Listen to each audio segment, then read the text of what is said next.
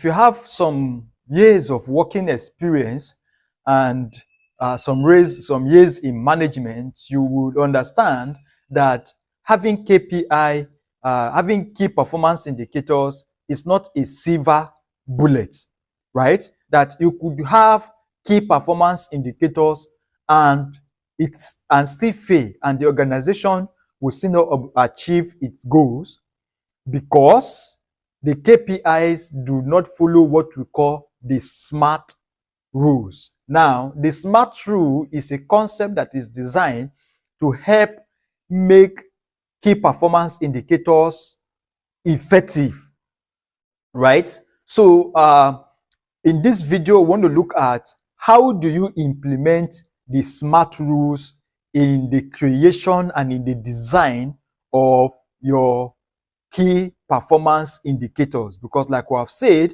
your key performance indicator is that tool that transforms daily activities, daily actions into achievement.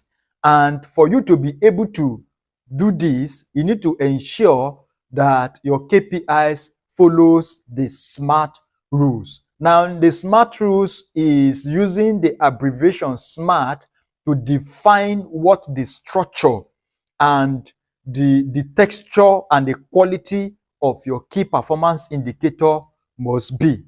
For example, X, the first letter on SMART, stands for specific. Now, this principle here states that your key performance indicators must be specific.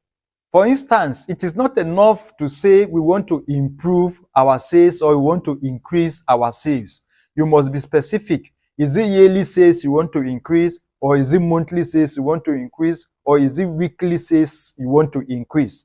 So when we say be specific, that is what we mean.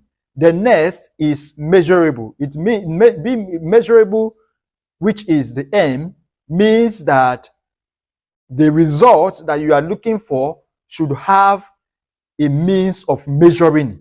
And some of the means of measurement includes revenue. You can measure your goals by the revenue they generate, or you can measure by percentage. You can also measure by specific number.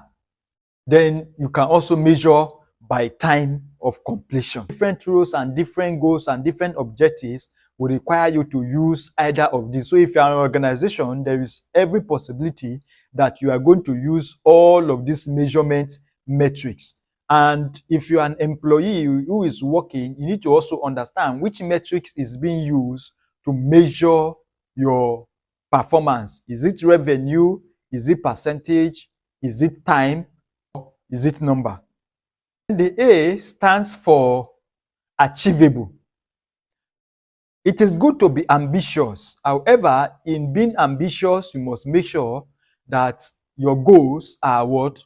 Achievable. They are not things that are impossible for you to achieve. Because if you set goals that are impossible for you to achieve, you are setting up yourself for failure. Understanding the fact that achieving every of your goal will require time and will require a certain amount of effort, it is therefore important for you to break down your goals. You may have a very, very ambitious goal of wanting to increase your sales by 500%. That is very ambitious. That is very audacious. However, when it comes to setting your goals, you must be able to break it down into achievable bits. For example, you can start with 10%. You can see the difference, 500%, 10%. So what happens is that you are breaking it down into achievable pieces. Then the R stands for relevant. Your goals must align with the vision of the organization, with the strategy of the organization, and with the objective of the organization. The first three items on the pyramid, right? Your goals and your key performance indicators must align with them. Once you are able to align your goals to the first three items on your pyramid, then you can be rest assured that you have been able to establish relevance. Yes, in order to make your key performance indicators or your goals SMART, it must also be time bound, which is the last T on SMART. It must be time bound. You must apply time to it. For example, you may want to increase your sales by 10% in 6 months or by 50% in a year, but there must be a time frame, a deadline that is attached to the achievement of every KPI or of every objectives.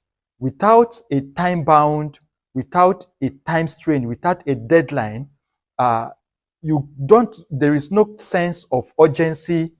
And as a result, people, even you yourself who set the objectives, you are likely to become redundant. A KPI that does not follow the SMART rule is simply a wish.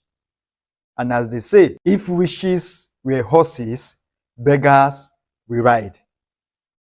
So here's what I need you to do after watching this video. Take a KPI that you have, sit down and cross-check it against what you have discussed in this video. Thank you very much for watching. Drop your thoughts in the comment section and don't forget to like, share and subscribe to our channel.